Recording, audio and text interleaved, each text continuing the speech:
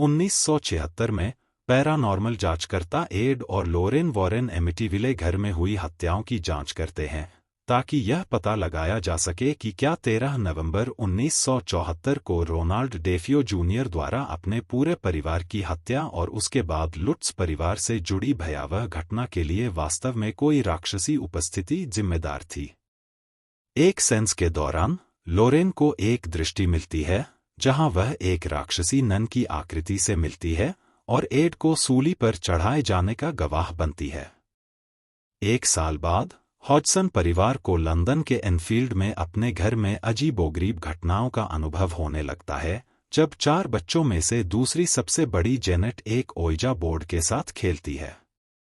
Janet नींद में चलती है और एक गुस्सैल बुजुर्ग व्यक्ति की इकाई से बात करती है। जब मीडिया परिवार का साक्षात्कार करने का प्रयास करता है तो जेनेट पर बुजुर्ग व्यक्ति बिल विल्किंस का कब्जा हो जाता है जो पहले घर में रहता था और मर गया था। वॉरेन से यह साबित करने का अनुरोध किया जाता है कि जेनेट का राक्षसी कब्जा एक धोखा है या नहीं। लॉरेन को डर है कि एड की मौत का उसका सपना हकीकत बन सकता है। उसे राक्षसी नन का एक और सपना आता है जिसमें राक्षस उसका नाम कहता है। वह एक ट्रांस में अपनी बाइबिल में नाम लिखती है। हॉडसन निवास पर रहने के दौरान एड और लॉरेन मामले की वैधता पर मॉरिस ग्रोस और अनीता ग्रेगरी सहित अन्य असाधारण जांचकर्ताओं से सलाह लेते हैं।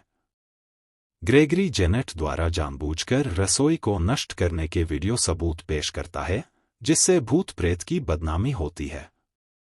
एड और लॉरेन यह मानते हुए चले जाते हैं कि परिवार प्रसिद्धि के लिए झूठ बोल रहा है। हालांकि उन्हें पता चलता है कि विल्किंस की आत्मा केवल एक मोहरा है जिसे असली राक्षस नन द्वारा हेरफेर किया जा रहा है जो जेनेट की इच्छा को तोड़ना चाहता है। लॉरेन की क्षमताओं को नन ने अवरुद्ध कर दिया था जिससे वह जेनेट के कब्जे की सच्चाई को समझ नहीं पाई। दंपति जल्दी से हॉडसन निवास पर लौटते हैं और जेनेट को खिड़की पर खड़े आत्महत्या करने के लिए तैयार पाते हैं। एड जेनेट को पकड़ता है लेकिन गिरने के करीब होता है। बिजली यार्ड में पेड़ पर गिरती है जिससे वह स्टंप बन जाता है जिसने लोरेन की दृष्टि में एड को घायल कर दिया। लोरेन को बाइबिल मिलती है जिसमें उसने राक्षस का नाम लिखा था, वालक। वह राक्षस को उसके नाम से संबोधित करती है, उस पर प्रभुत्व प्राप्त करती है और सफलतापूर्वक उसे वापस नर्क में भेजती है। जेनेट को उसके कब्जे से मुक्त कर दिया जाता है और लोरेन उसे और एड को सुरक्षित स्थान पर ले जाती है। घर लौटने के बाद एड अपने और लोरेन के संग्रह में एक वस्तु जोड़ता है, एक प्रेतवाधित क्रुक्ड मैन जोट्रोप खिलौना जो पैगी के सबसे छोटे बच्चे का है। इसे अप्रैल पेरोन के संगीत बॉक्स और एनाबेले गुड़िया के बगल में रखता है। द कॉन्ज्यूरिंग 2 ने एड और लोरेन वॉरेन के सिनेमाई संस्करणों के रोमांच को जारी रखा। फिल्म के अंत में ब्रह्मांड का विस्तार किया गया और यहां तक कि फ्रेंचाइजी के लिए एक व्यापक खलनायक की स्थापना की गई।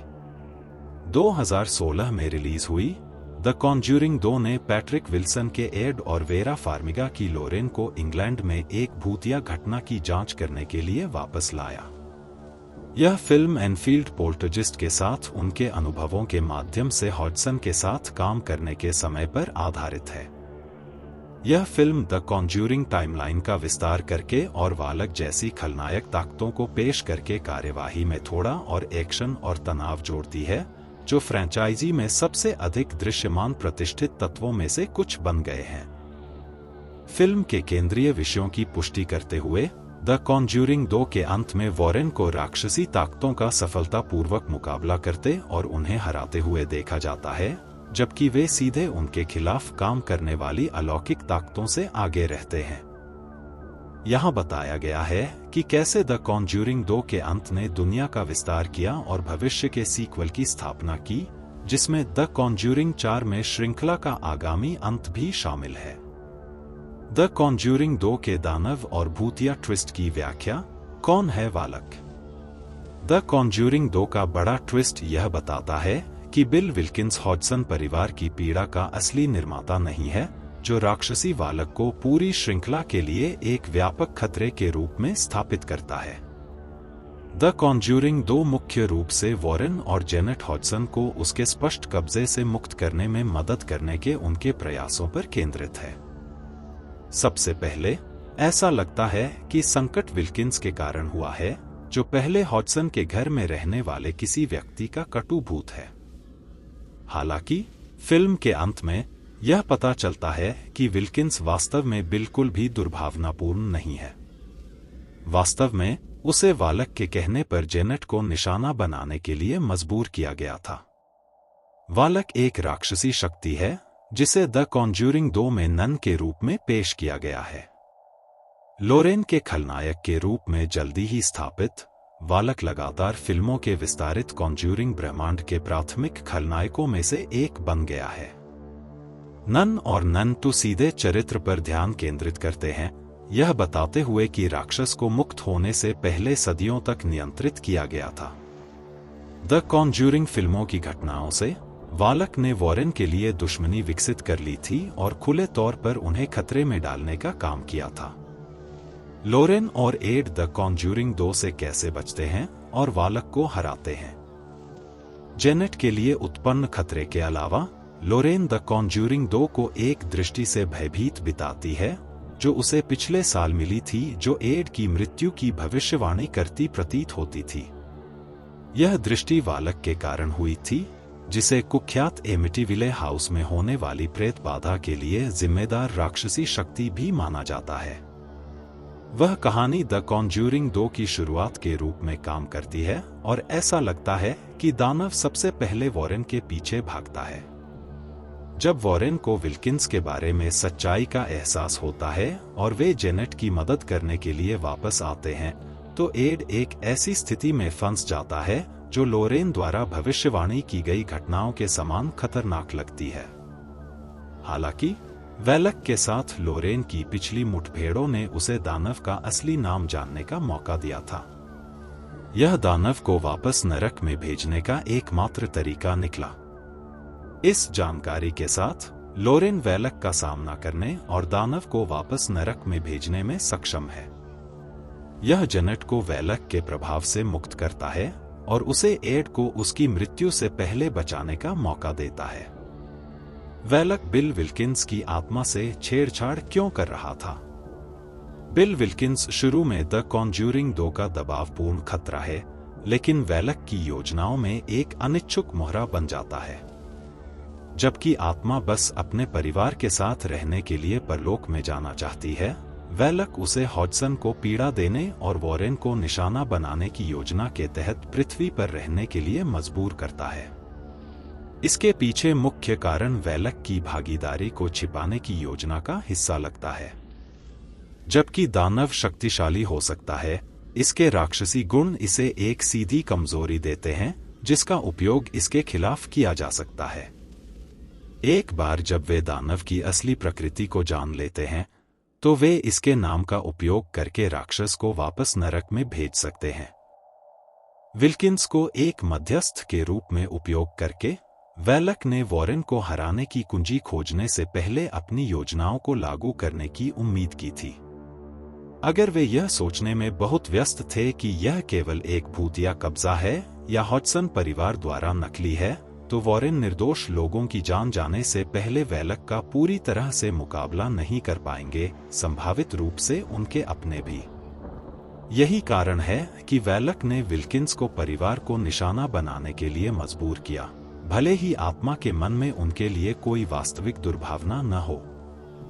द कॉन्ज्यूरिंग 2 ने फ्रेंचाइज के असली खलनायक को स्थापित किया। वालक की अनूठी उपस्थिति और डरावनी रणनीति ने उसे फ्रेंचाइज के लिए एक अनोखा यादगार खलनायक बना दिया, जिसने दुनिया पर वालक के प्रभाव के पूरे दायरे को लगातार उजागर किया है। जबकि द कॉन्ज्यूरिंग 2 में वालक को पेश किया गया था, द नन फिल्मों की घटनाओं ने ननों की वंशावली को उजागर किया, जिन्हें शुरू में राक्षस को नियंत्रित करने का काम सौंपा गया था, और आखिरकार यह कैसे मुक्त हुआ। वालक को एनाबेले की कहानी से सीधे तौर पर जोड़ा गया है। एनाबेले रिक्रिएशन में वालक को रोमानिया में सिस्टर चार्लोट के समय गुप्त रूप से मौजूद होने का पता चला था। बाद में एक नकली सिस्टर चार्लोट जेनिस को खलिहान में ले जाती है, जहां वह एनाबेले गुड़िया के भीतर की राक्षसी शक्ति माल्थस द्वारा कब्जा कर ली जा सकती है। इसका मतलब है कि माल्थस द्वारा जेनिस को कब्जे में लेने के दौरान वालक मौजूद था और उसने लड़की को एनाबेले तक पहुंचाने में भी महत्वपूर्ण भूमिका निभाई होगी। विशेष रूप से वालक बाद की फिल्मों में दिखाई नहीं दिया, जैसे एनाबेले कम्स होम, यह सुझाव देते हुए कि राक्षस द कॉन्ज्यूरिंग 2 की घटनाओं के बाद से नरक में ही रहा है। हालांकि एक मौका है कि राक्षस मुक्त हो सकता है, जिससे वह फिर से वॉरेन को खतरे में डाल सकता है। द कॉन्ज्यूरिंग 2 का अंत वॉरेन की असाधारण दुनिया का विस्तार कैसे करता है? द कॉन्ज्यूरिंग फिल्मों की दुनिया में वालक का परिचय ही एकमात्र तरीका नहीं है जिससे फिल्म फ्रेंचाइज के दायरे का विस्तार करती है। द कॉन्ज्यूरिंग 2 का एक बड़ा हिस्सा यह है कि यह वॉरेन और हॉडसन से आगे बढ़कर अन्य जांचकर्ताओं और भूतों को छूता है। फिल्म की शुरुआत वॉरेन के एक और भूत से जूझने से होती है, जो कि एमिटीविले हाउस है। यह उन विभिन्न भूतों और कब्जों की संख्या को उजागर करता है जिनसे वॉरेन को वर्षों से जूझना पड़ा है, और यह दर्शाता है कि वे कैसे राष्ट्रीय सीमाओं से परे वैश्विक खतरे के रूप में काम कर सकते हैं। द कॉन्ज्यूरिंग 2 इस तथ्य की ओर भी ध्यान आकर्षित करता है कि दुनिया में अन्य अलौकिक अन्वेषक भी हैं, जैसे मॉरिस ग्रोस और अनीता ग्रेगरी। इससे यह विचार स्थापित होता है कि वॉरेन अपने संसार में काम करने वाली अलौकिक शक्तियों से लड़ने में सक्षम एकमात्र व्यक्ति नहीं है। यह फिल्म एड और लोरेन के अलौकिक वस्तुओं और स्मृति चिन्हों के संग्रह पर भी लौटती है, जो श्रृंखला के बड़े दायरे को स्थापित करती है और सीधे एनाबेले कम्स होम की घटनाओं का निर्माण करती है। द कॉन्ज्यूरिंग 2 के बाद असली हॉडसन परिवार के साथ क्या हुआ? द कॉन्ज्यूरिंग सीरीज की सबसे बड़ी अपील यह है कि यह अपने कथानक के लिए प्रेरणा के रूप में भूत प्रेत की वास्तविक जीवन की कहानियों का उपयोग करती है। कुछ विवाद मौजूद हैं कि भूत प्रेत वास्तविक थे या नहीं, जो हॉडसन के अनुभव तक भी फैला हुआ है। हालांकि कोई राक्षसी नन नहीं थी और वॉरेन द कॉन्ज्यूरिंग 2 में दिखाए गए सच्ची कहानी से कम जुड़े थे, लेकिन वे हॉडसन से मिलने के लिए इंग्लैंड गए थे, जब कथित तौर पर बिल विल्किंस की आत्मा ने उन्हें परेशान किया था। द कॉन्ज्यूरिंग 2 की घटनाओं और एनफील्ड पोल्टरजिस्ट के साथ उनके अनुभव के बाद हॉडसन परिवार ने सामान्य स्थिति हासिल करने का प्रयास किया। दुख की बात है कि जेनेट और उनकी मां के रिश्ते उनके अलौकिक अनुभव के बाद के वर्षों में खराब हो गए। जैसा कि 2023 में शुरू हुई the Enfield poltergeist docudrama series में विस्तार से बताया गया है, जेनेट ने अंततः घर छोड़ दिया और कम उम्र में शादी कर ली। हालांकि परिवार के अधिकांश लोग मर चुके हैं, लेकिन जेनेट ने इस घटना के बारे में बात करना जारी रखा है। जबकि कुछ लोग अभी भी कहानी की वैधता पर सवाल उठाते हैं। रिपोर्ट बताती है कि अन्य परिवार जो बाद में हॉडसन के पूर्व घर में चले गए, उन्होंने भी अजीब घटनाओं का अनुभव किया। जबकि द कॉन्ज्यूरिंग 2 ने सच्ची कहानी को नाटकीय रूप दिया हो सकता है, एनफील्ड में अभी भी अलौकिक शक्तियां काम कर सकती हैं।